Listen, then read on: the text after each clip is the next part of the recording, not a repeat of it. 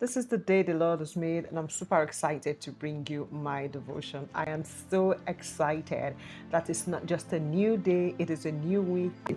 I'll study the book of Isaiah, chapter 41, and verse 10 just pops out.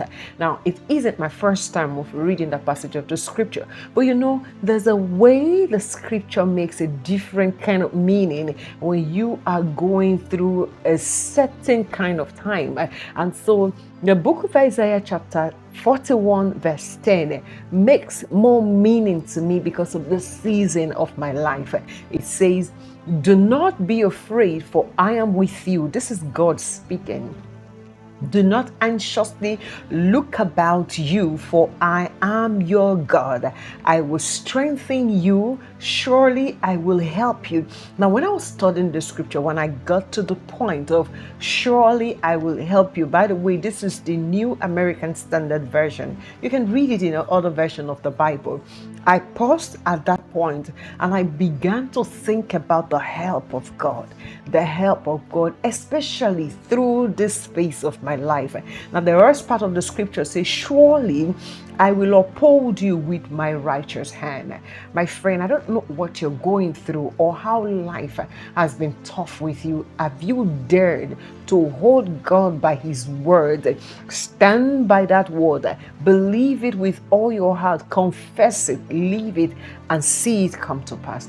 I have been in several tough situations in such a way that it rocked my faith. It shook my faith. It made me feel like, "God, where are you?" But in the midst of this hard time, the scripture pops into my face. Now, you're not alone. Everyone goes through a hard time, sometimes longer than the other. So you're going to face seasons of difficulty. Now, that's just life because you're still on earth.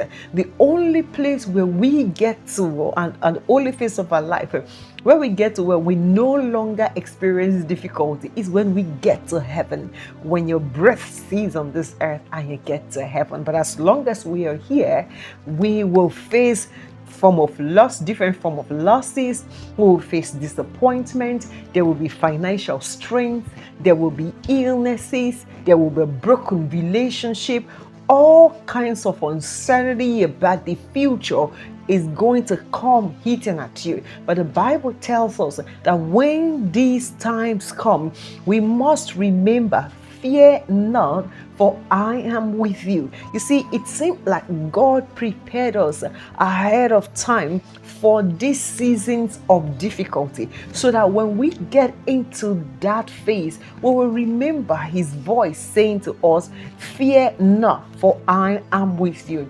I believe that this is a profound passage of the scripture that encourages us, reminds us that God will never abandon us in our struggles.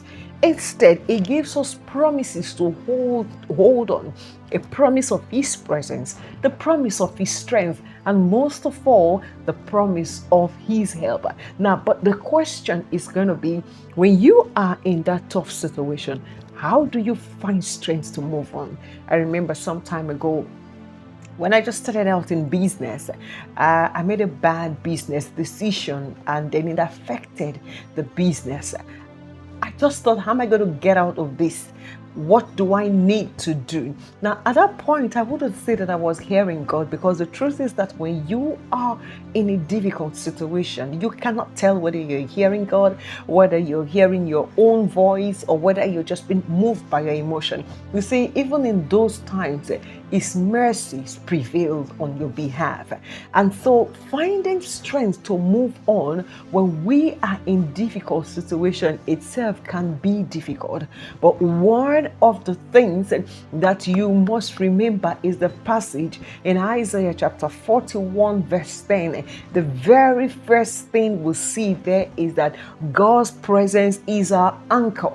God's presence is an anchor. It says, fear not, for I am with you. That passage doesn't encourage us that there wouldn't be tough times.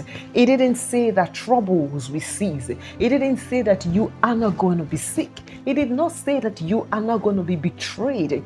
It did not say that you are not going to walk in darkness. But it's saying that when those times come, know that God is with you. The second thing we see in that passage of the scripture is that God's strength is made perfect in our weaknesses. Now, that's one of the things that I like the most about that verse of the scripture, because you can't do life on your own. The Bible says, I will strengthen you.